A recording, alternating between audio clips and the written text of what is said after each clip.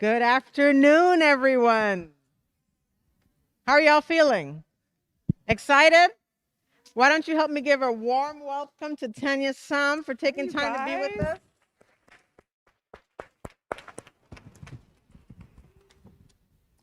So we're very pleased to have with us today at the Christine Lynn College of Nursing as a guest speaker, Tanya Sam, an oncology nurse and tech entrepreneur who some of you may know from her TV docu-reality series, Making of a Mogul, and appearance on The Real Housewives of Atlanta.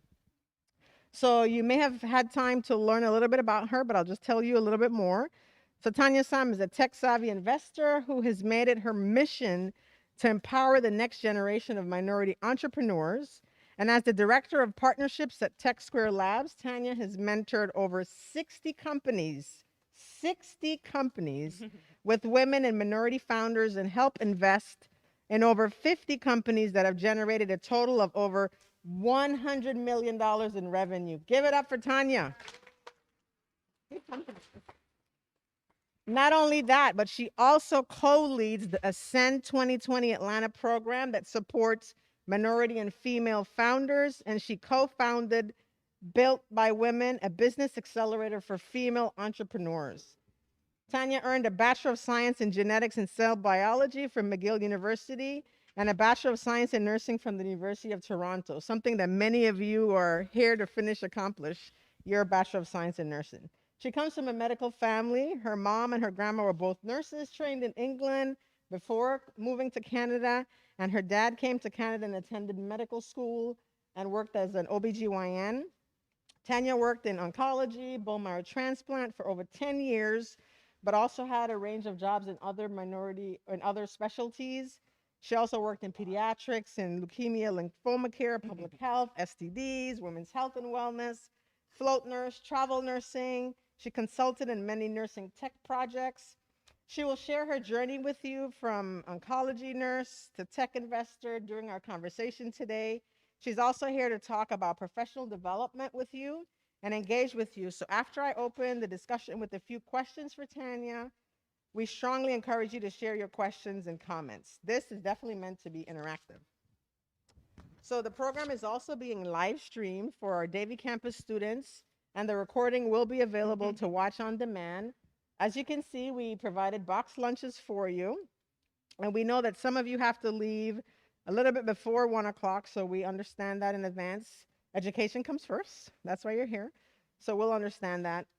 With that said, I'd like to welcome Tanya Sam to the Christine Lynn College of Nursing, and then we'll begin our discussion. And then at some point, I'm sure you might want to turn around like President Kelly does at graduation and take a selfie with Tanya. Yeah. You can tag her on Instagram or Twitter, anything else. Write a post. I'm sure she's open to that. Oh, for sure. So, selfie time? You want selfie time now or after? Now? Let's do. Turn around. Selfie time. Yes. Oh my gosh, I'll do it. Or you can turn around with them. Okay. Wait, how am I gonna do this? She's gonna do a selfie with you. Anyone wants a selfie can turn around and do selfie with her. I love it. I'm gonna do it. We know you're all on social media all day long. We want you to help us promote this. I'm gonna put you guys. We're gonna tag all of you. You're gonna be famous. Okay. Smile. Let's see if we can do this. I don't know how we can do. Okay, it's gonna be not even. It's gonna be a selfie video because Yes. then I can pan and get everybody. So if you see yourself, tag yourself. Yes. So go Okay. to her side and tag. Hi, you guys. Welcome to the College of Nursing at Florida Atlantic University. Hi, Dean George. Hello, all my beautiful nursing friends. Please continue to save the world and do all this great stuff. Woo! Okay, now we got it out of the way. Awesome. Thank you, guys. So I'll start with the first question. We did have students submit some questions when they RSVP for this event. So the first question, Tanya, is what Should I be afraid? inspired you to become an oncology nurse? Okay, can you hear me? Yes. Okay, great. So I was actually just telling Dean George, I went to school and I chose nursing as almost an afterthought. I came from immigrant families. My dad is African. He came on a very coveted scholarship from gone to West Africa to Canada, and he was a doctor. And I'm going to preface this by saying my dad is also 83, so like old school doctor, okay? He was like, you can't go to nursing school, you're the doctor's handmaiden, and it was like a big deal in my house that I chose nursing school. But definitely the best decision I have ever made. And I was doing all of my clinicals and all my rotations with the goal of being in peds. I 100% knew what I wanted. I thought I knew everything. I was going to do peds. And it came to my final clinical rotation, and I didn't get the choice I wanted. They were like, you have to do oncology. You've already done peds. You have to give somebody else a turn. And I was like, you're ruining my life. I know exactly how I've mapped out anything. And I did that rotation in oncology, and I really didn't go back. Like, I was so surprised. I loved it. There was something about oncology where it was probably one of the toughest rotations that I had done, because the patients are so sick. Clinically, you see everything, graft versus host. I mean, there were days when I would go in the bathroom and be crying my face off because I was like, I can't do this. This is insane. But I really loved it. I loved the way you got to really help families through the hardest times of their life. It was long-term care. So at that time, we were doing bone marrow transplants, and you would be an inpatient for at least a month. Now, they're outpatient, which is mind-boggling. So you really got a chance to understand their care regimens, the families, and it was intense. I really liked the intensity of the program or the area. Awesome. Any of you thinking of oncology nursing or peds? Seriously. All our peds folks? And this is one of the things I always love about nursing that's so special as nurses as opposed to doctors, like the portability that nursing offers you. If you don't like it, you can do something else. If you're a doctor and you choose obstetrics, you're a doctor for life. Like, sorry. But I have worked in so many different areas, like from even just taking the opportunity to be a float nurse. I've learned so much, and I like that I can decide to be like, you know what, I'm going to try and move to L&D. I'm going to try and learn new skills. I would like to go to the burn unit. Like, you can do that over and over. Absolutely. So what are some of the highs and lows of your nursing career, and how did you overcome those challenges? Ooh, I will say the highs. I love people. I love helping people. The highs when you just get those thank yous, the gratitude from a family. I still have families in oncology that reach out to me 20 years later being like, we remember you. That's pretty special. My friends, like your nursing school friends, I liken them to my nursing school friends. There's a clique of us that are still friends. And guys, this is like 20 years later, because we felt like we were in the trenches together, like learning. You really were like, the stuff that we had to do, like you will have memories where you're like, do you remember when someone had explosive diarrhea all over you? And like you still can laugh about that. I mean, the stories that you have, like maggots. Wait till you have someone who works in the ER who has a maggot story, like all this stuff. So like the highs are really high and the lows are really low. But that's why you have like great friends and comrades and trenches with you to like help you through that. So, I mean, I worked with a lot of death and dying, and I still do because I work for a nonprofit as well that helps kids who have lost a parent, sibling, or loved one. So grief, I think, pervades our industry, but it's sort of how we can be better at talking about it, helping others through grief, death, and dying. So it's a mixed bag. Yes, it is. Yes, it is. So see, to your left, to your right, ride or die buddies for life. Say hello. Like, really. So how do you think the pandemic has impacted nursing and nursing education? You know, on some days I wake up and think, okay, we're on the tail end of a global pandemic. I don't know about that. I guess every day it's a little bit different, but I definitely think that we have literally opened society's eyes to the heroes that we are. Yes. As nursing. So like if you guys have been in your clinical practices, if you have been working through this pandemic, like you deserve all the kudos possible because we literally wear capes. Like there is a cape coming out from behind your neck right now. So hats off to that. And I think having people have an understanding of how hard it is to do what we have to do as essential workers. And so I think out of that, we've seen a lot more funding come to that, a lot more support. You know, people are a little bit more understanding of nursing burnout when you come home, especially just chatting to your friends after a 12-hour shift of how hard it is. I don't think people really got that until they understood the pandemic. So I think that's a huge positive. I was also telling Dean George when I was in nursing school and clinicals, SARS 1. So this is SARS 2, but SARS 1, which was coronavirus 1, basically hit Toronto. So I lived exactly through this. It was like, what's happening? What is this virus that everyone's talking about? And 4 of my classmates got corona. We lost 2 classmates and a professor as well. So it is really hard. But again, I think that I hate saying this cliche stuff, but we're like stronger for it. But we really are stronger for it. And I think we took the world along with us on a huge learning curve that we really, really needed. Absolutely. So, can you tell us more about your transition from nurse to tech mogul, and how did you decide to pursue this path? Well, I think one of the things nursing has afforded me is like flexibility. Like I'm and maybe this was in my personality already. I love to help people. I love to do different things. I love excitement. So 12-hour shifts, you never know what's going to happen. Like you guys signed up for some excitement in your lives, whether or not it's like, you know, a code, you know, psychotic breakthrough patient, like you're going to have excitement.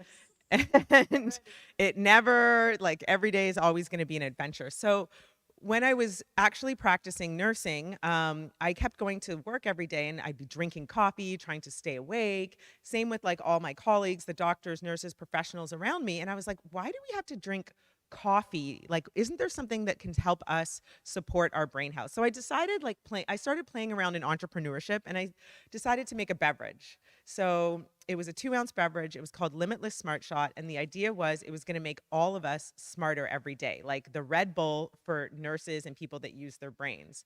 So I started formulating it, went back to like my science degree and I was like, what are all the dietary supplements that aren't illegal that can help me increase memory function and give us a brain boost every day in a 2-ounce bottle? So I somehow managed to make this because there's all these pieces of your degree that you're like, I do use and I don't use. And I was like, I kind of remember this in school. So I made this beverage and I started selling it. And so that was really my first foray into entrepreneurship.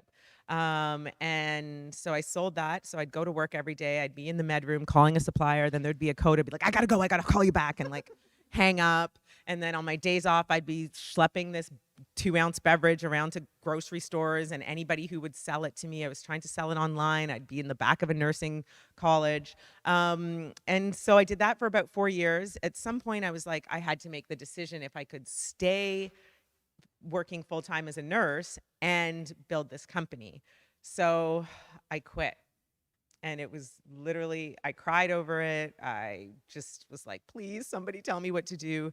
And I realized I couldn't do both. It got to that critical point where my business was pulling me so much, I couldn't be in the med room. I wasn't being able to, I was taking less and less shifts. I had gone down to per diem and it was kind of balancing out.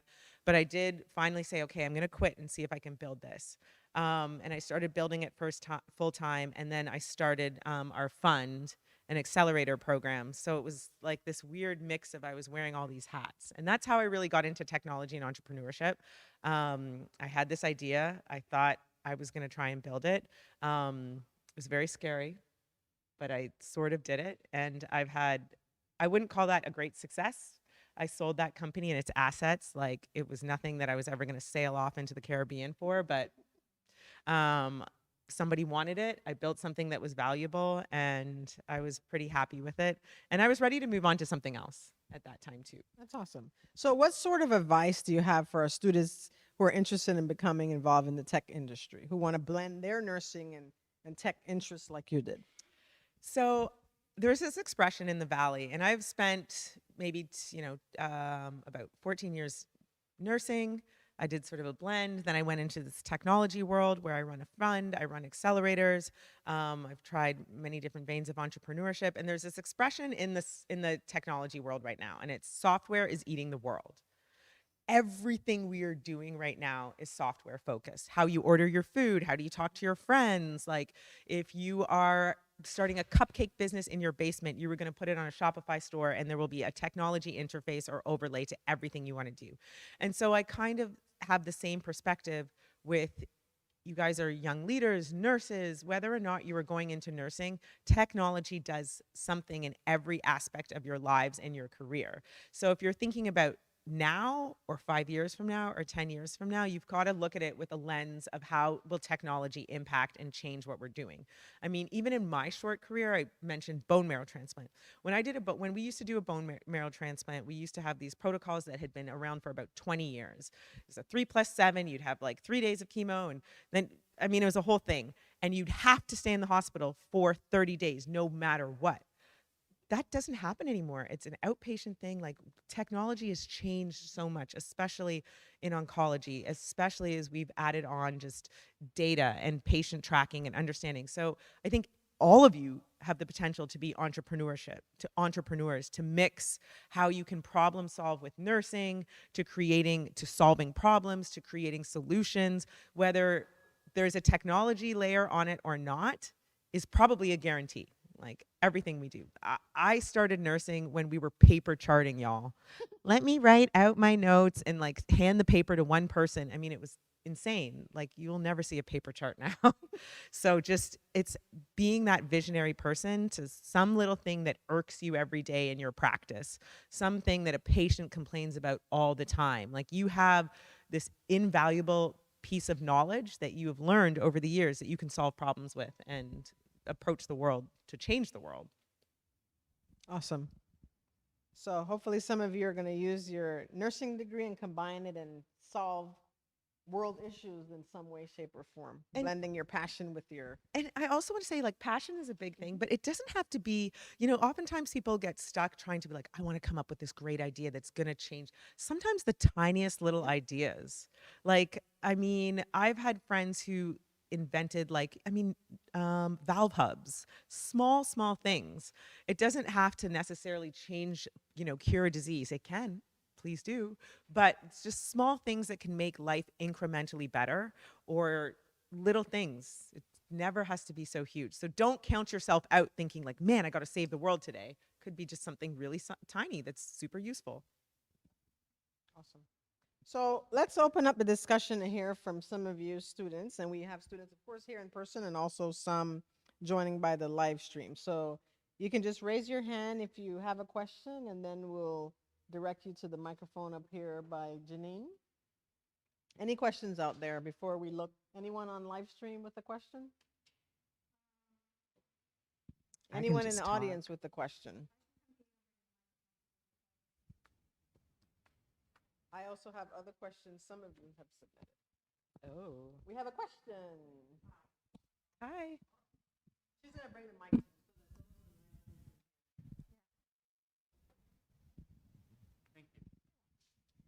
Can you hear me through it? Okay. I was wondering, how long, because you said you were trying a bunch of different areas and like, changing between them very often. How long or like what extra education did you have to do to, go between those areas? Like, did you have to do any extra externships or, programs? So it depends. I'll kind of walk you through so when I started predominantly in oncology. And so I had my clinicals to fall back on. And so you were sort of trained. I feel like, and this might be different for you guys now, but getting my first job as a nursing student was hard. And I've, you know, been a preceptor. I've mentored a lot of people where they were like, there's no jobs. Everybody wants experience. And I think, you know, great schools help make those connections. So my first one in oncology, I think that was the biggest thing. I had a lot of internship experience in that area. And then once I was able to move around a lot more. Nurses like to have a lot of jobs. And I feel like as soon as I graduated and I had a paycheck, I just wanted to work all the time. So I just had never been so rich. It was like, oh my gosh. And then you start going, wait, there's double time? Like Christmas, holidays. I was all over it. So I was just like, yes. daylight savings, you get an extra hour, y'all. Like, I'm telling you, it was really nice. So I also took on a part-time jobs because this is the beauty about nursing. You can work 12-hour shifts 3 days a week, and then you have this long break off. And I was like, well, what do I do with all this free time? I'd never had free time like that. I was always in school. So I took another part-time job, and I was working in public health. So it was a really interesting job because nurses ran the whole entire clinic under a medical directive of a doctor who wasn't actually there. But we were trained on the job to do PAPs, well women visits. We did STD testing, everything. That was also really intense because I worked in it was in Toronto. I don't know what we call it. It was kind of like our gay pride area. There's a name for it. It's blanking. It was in Toronto. But so it was the first time I had to like give people really hard diagnoses and stuff. So that part we had a lot of training for, and a lot of that was like on the job training. Like you end up being trained by your peers, you trained by your superiors. And I think it's just part of the interview and deciding what you want to do. After that, I did more research. So I decided to take up travel nursing. I wanted to move around a little bit. I went to New York and I worked at Sloan Kettering. So I was working on a big research project there, which was still in oncology. And that was like really hardcore because I kind of got to use my research background now and work on some big projects. Then I decided to I took another travel nursing job, and I was just a float pool nurse, which I really implore you guys to do because I learned so much. I worked burn, renal, peds, outpatient clinics. So I was always a bit YOLO about it. And I feel like as a nurse, you feel like you're never exactly prepared, but you know you're up to the job. Okay, I have a question from the Davy. Get up there. Jamie asks, "What's your biggest advice to new starting nurses with contracts, different positions, and new protocols in the hospitals? And how do you handle the new era of hospital work?" Ooh, okay. So I'll sort of bite size take that off. So new nurses working and managing their contracts. So this is where I think your comrades, like, people often don't talk about their comrades or their colleagues as well. We always said comrades, about what positions they were getting paid for, what the asking salary is. Talk about it. I think this is something that's come up in the past 10 years, especially for women. Talk about money. Talk about what other hospitals are paying, talk about what the benefits are, and compare. It doesn't mean you may or may not make a decision on that, but I think that's a great practice in general, like especially in women-led professions. And this is changing now because I see there's lots more men in here. But talk about money, talk about the contracts, talk about the benefits that you get. And then there's a lot more visibility into what hospitals are offering. Now more than ever, I think that there's a lot more competitive salaries out there for nurses, whether or not you're starting fresh out of school. So I would say for sure talk and use the resources of your college of nursing as well. I don't think I don't really believe in like bad deals or anything. I just think that you need to do your research the same way you would for anything else. What was the other half of the question? New, yep. How do you handle the new era of hospital work?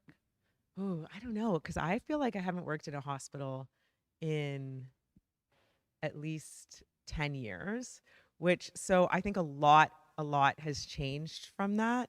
I'm almost, yeah, I don't know if I could tell you, but I do feel like technology has made a huge difference.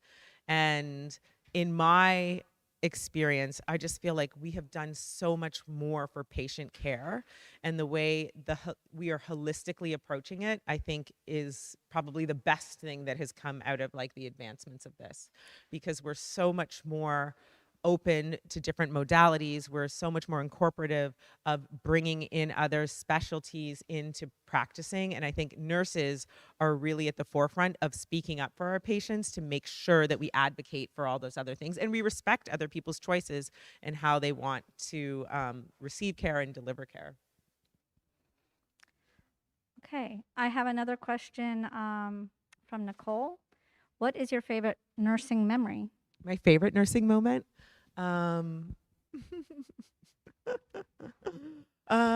Okay, so most of my favorite nursing moments are around my friends.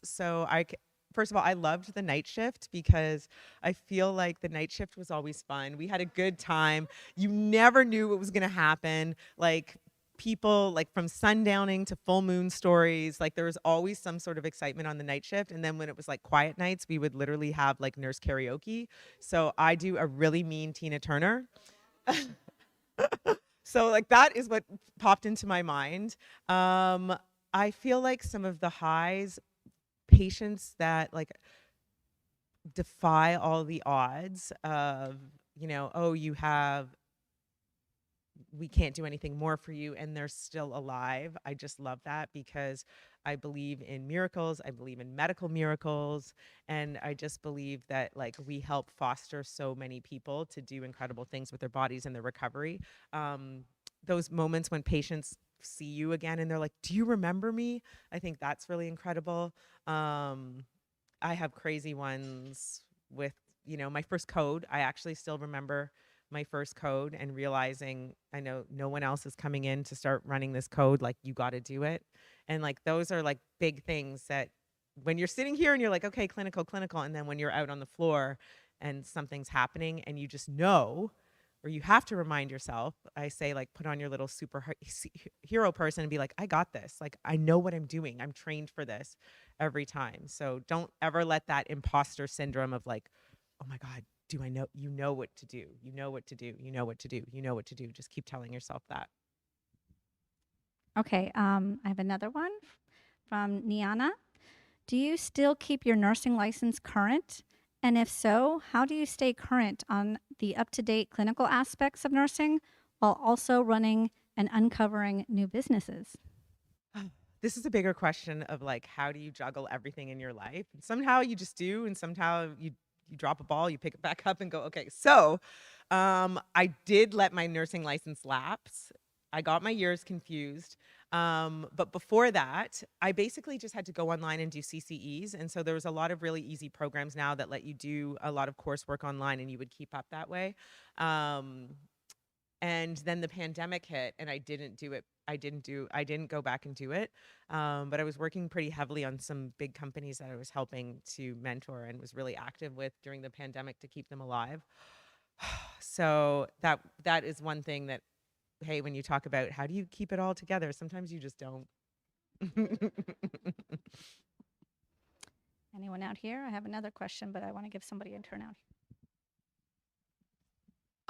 I was just curious, like, kind of more about your outlook for like someone that just graduated. Obviously, like when the first paycheck hits, we're like, oh, we just want to work, like money, money, money. But like obviously you've transformed, like you started in nursing, you're in tech, and like what was your outlook like? I'm sure when you were first trying to come up with that drink, like you have to stay positive because at first sometimes it's not going to work. Yes. Like, what is your outlook on trying new things and like not staying stagnant in your career type of situation? So funny. I actually never thought that I would do anything other than nursing. Like, I really thought I was going to go to school and be a nurse. Like our parents' generation, my dad was a doctor for like 100 years and they had to kick him out literally at like 75. So I just thought that's what I do, like all of our folks. And it wasn't until I really got around a lot of people who were in startups and tech that I was like, oh, wait, you can do different things. So this idea of like nursing burnout, of when you're tired and this, and there's just times that you have to check in with yourself and say, do I need to, like, what can I find that will fuel me, that will light me up, that will gas me up again? And just being like very circumspect with yourself and doing the inside work to be like, I need something else right now. And I think you just have to be able to explore it because at different times in your life, there's different things. Like I said, I really liked having a paycheck for the first time ever. And so I was really happy to work and experience all sorts of things.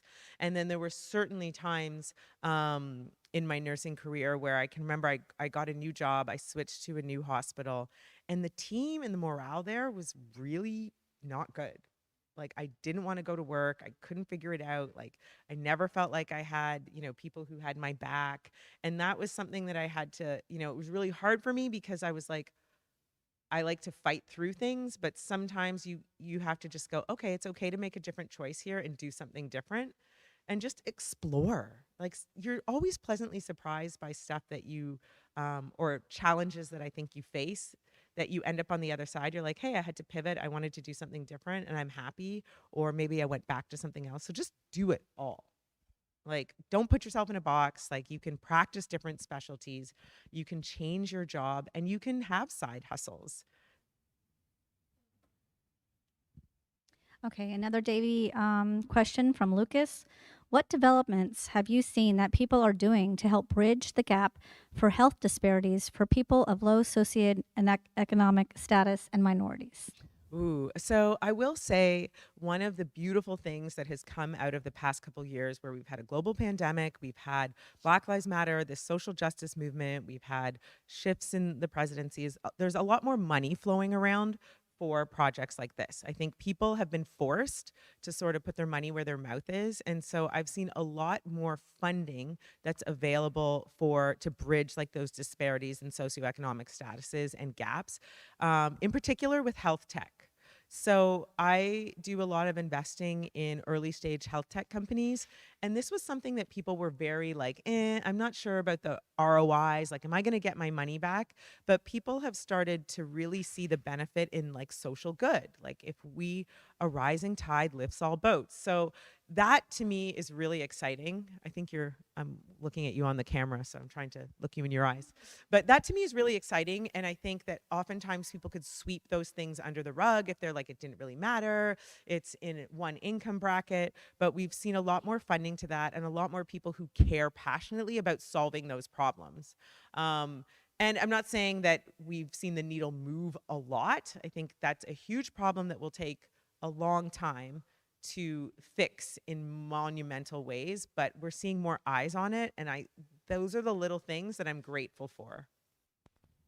Okay, anybody out in the audience here? Okay, so this is a little bit heading in a more morbid kind of conversation, but I feel like it's important to talk about. But obviously, the reality of our profession is life and death. So, how do you, like, any advice on coping with, like, the emotional aspect of nursing, like losing a patient or being, like, overwhelmed with all of that type of stuff? Great question. So I worked in oncology, which is a lot of life and death. Like, you don't go into that area if, that is something to shy away from. And it was kind of a lesson for me. Um, and I will say my first real encounter with grief was I lost my mom when I was 12 years old. And back in that time, you just didn't talk about it. It was kind of like, okay, you had a little mourning period and then you just don't talk about it anymore. And I think as a society, we are doing so much better in terms of being like forthright with our grief, talking about grief. Like, even you had to preface your question like, I don't want to bring up grief or something that's morbid, but it's real life. And I think you guys as leaders in this industry have to sort of do the work amongst yourselves to be more comfortable talking about grief, and just understanding what you need to make those days that are really heavy be okay, because it ebbs and flows. Like, there are patients that I remember. This one patient, I will remember her forever. She was probably my age and I was treating her for leukemia and she died. I really feel like she's like an angel. But, being able to talk about it and being able to cope with our feelings, I think is huge. And we're getting so much better at it. There's so many tools out there. There's so many organizations. There's people that, you can come up and say, like, I had a really bad day. And I joke, like, in nursing, this was one profession where you could go to your colleagues and be like, can you have a cry with me in the lunchroom? Like, that's okay. There's not a lot of places where you can do that in the workforce. So, like, that's a beautiful thing. Take the support of your friends and colleagues, like, whether or not you have to, like, I laugh about our nighttime nurse dance parties, but that was a stressful leave. Like, we had to let go of the stress somehow, and sometimes it was in a nighttime dance party with your friends. But I think the more forthright and open we are about grief and our struggle and mental health struggles, the stronger we are as a community. Anyone else?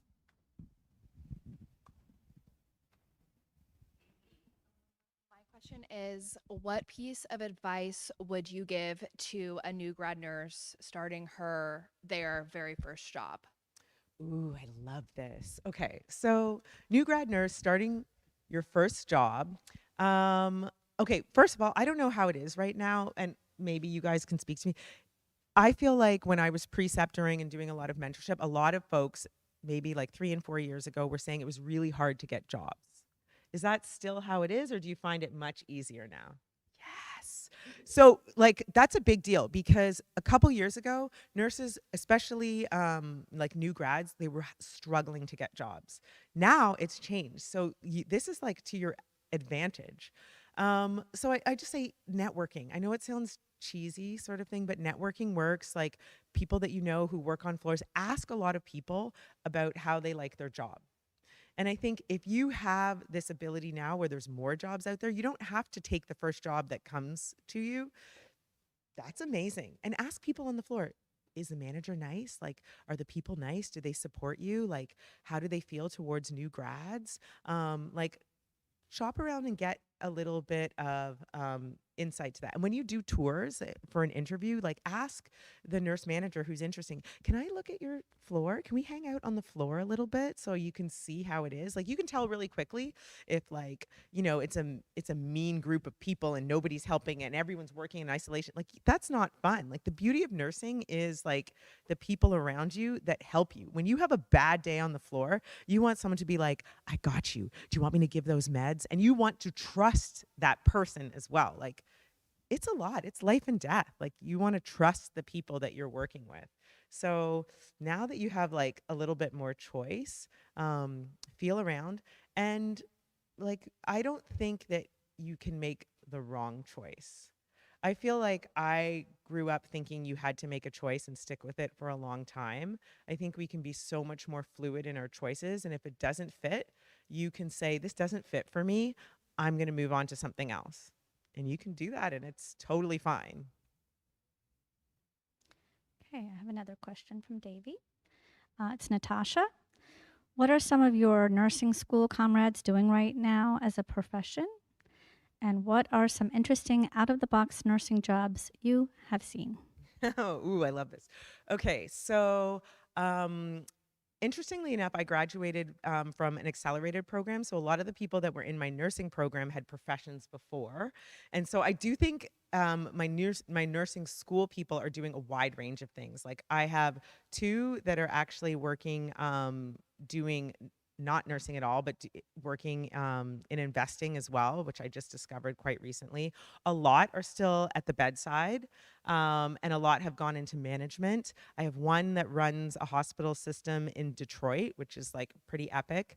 And I think what's really interesting is when I went to school, because I'm old, y'all, it was at a really interesting time in nursing where there was still the ability to do diploma programs. So you would go to like a community college, you could get a nursing diploma, but they were really ushering that phase out. And so I think I was the last year. And so everybody else had to have this Bachelor of Science in Nursing. So it was a little bit tiered. People were like, do you have a diploma or do you have a Bachelor of Science?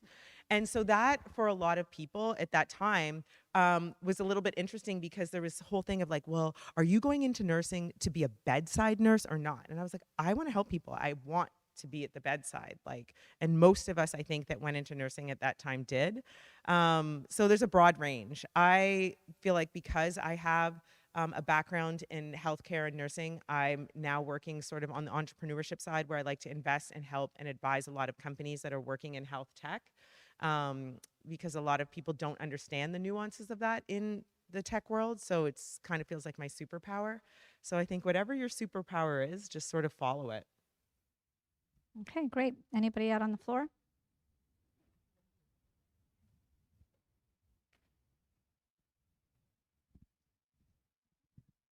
So I know we talked about how to deal with the death of your patient, but I was wondering, since shifts can be so stressful, how do you not take it home with you and project it on your family? Like, how do you not let it ruin the rest of your day?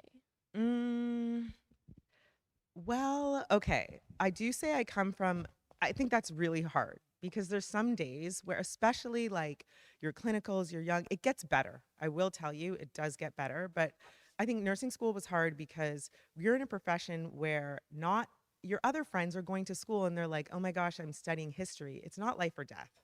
And so like having to, and it really is life or death, right? And then you're going to a party and you're like, everyone's at a party and like, I lost a patient today. Like that doesn't really feel like what everyone wants to talk at the party. So you have to find your tribe.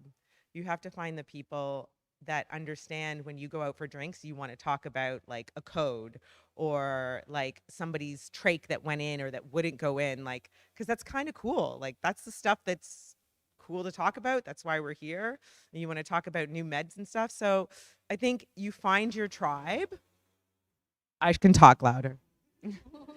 You find your tribe and you find the resources that help you to deal with it. I come from a medical background. My partner is not. So if you come to my table, my sister's an OB-GYN, my dad's an OB-GYN, they're talking about like, you know, cervical dilation and he's like wants to throw up, he'll leave the table.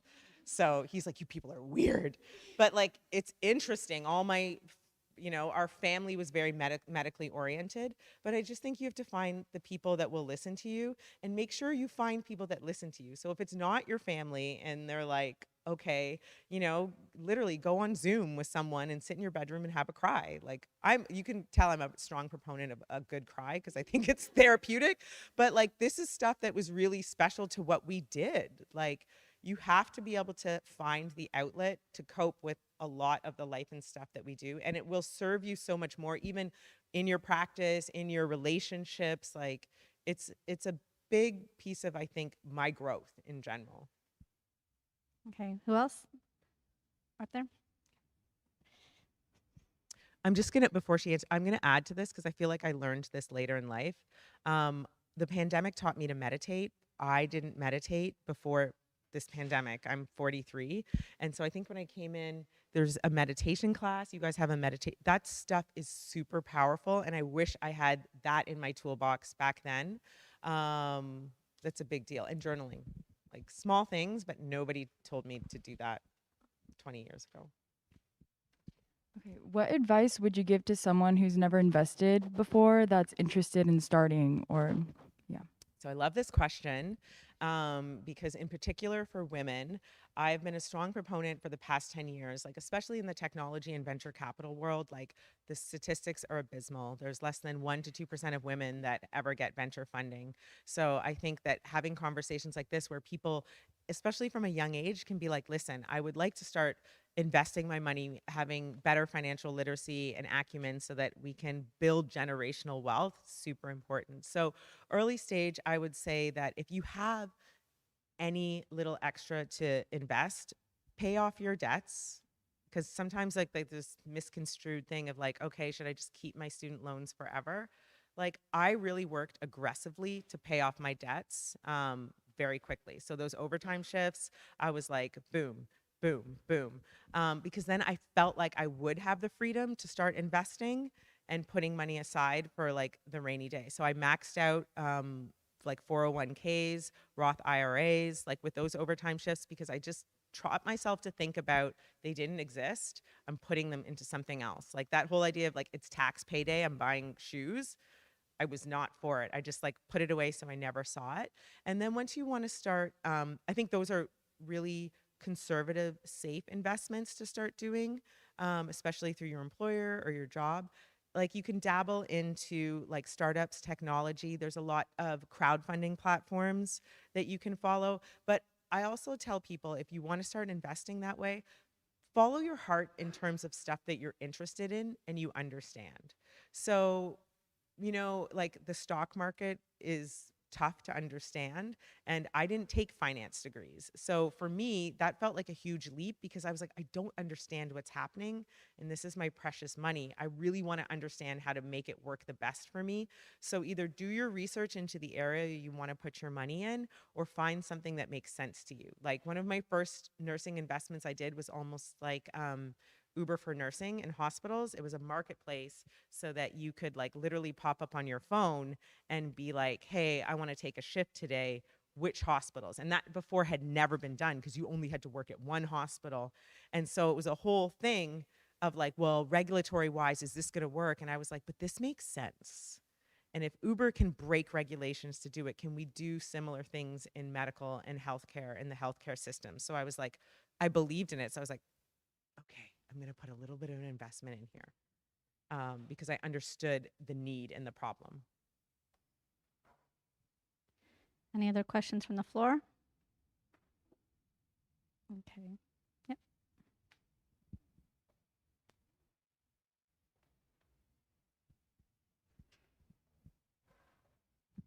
Hello, everyone.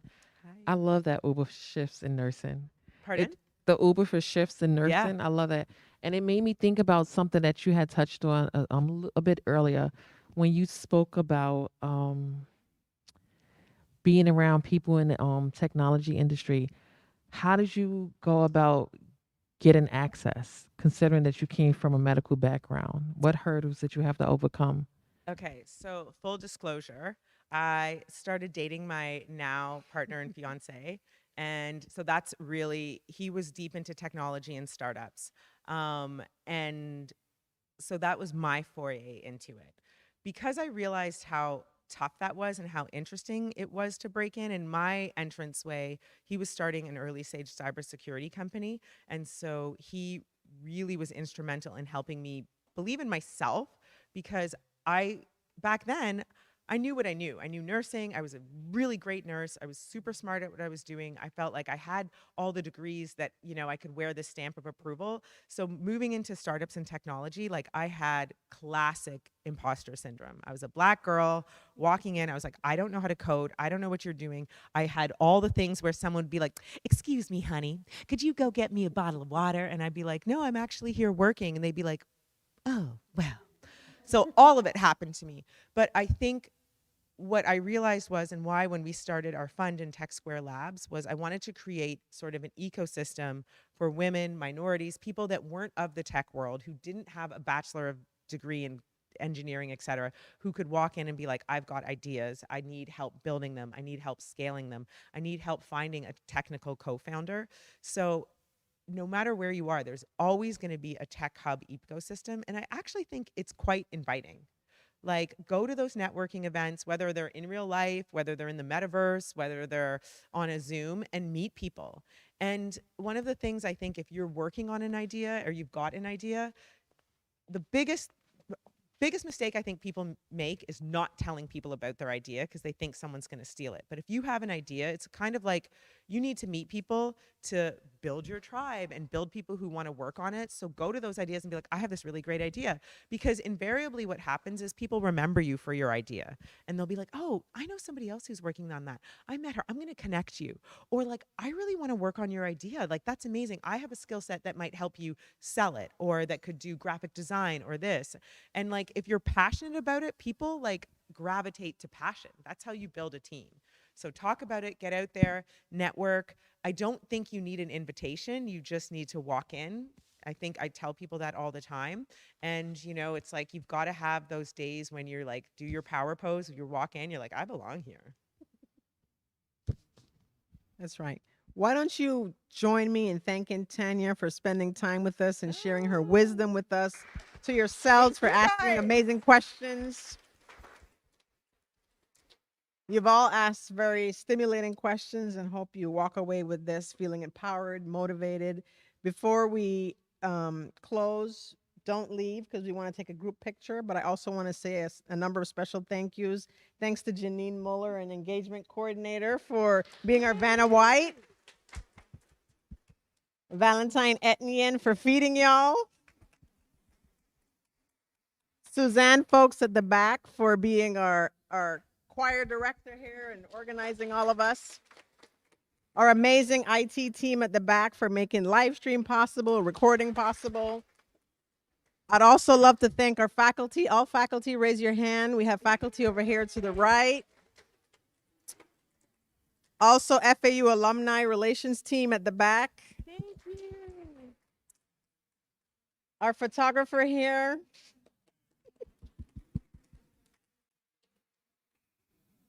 So this definitely took a village to bring together, but we also wanted to make sure that we showed our guests a warm hospitality welcome here. The Christina Lynn College of Nursing style. Well, we're carrying grounds everything that we do. I'm so proud of all of you for being here, for asking great questions, for taking time out to do this. We thoroughly appreciate you, but definitely another round of applause for our Tanya Sam. So tell Wait, us where before you we want go, us to. Dean, I just want to. You guys are giving me life. Like, thank you so much for having me. You don't understand. I've got goosebumps. I'm so excited for you guys. I'm so excited for everything that you guys have in store. Like, the world is really your oyster now more than ever. And I just like look around, remember your people, remember like what you've been called to do. And I just wish you guys the best. Like, thank you so much. I hope you guys are my nurse one day, maybe never or not, but you know what I mean. You know what I mean.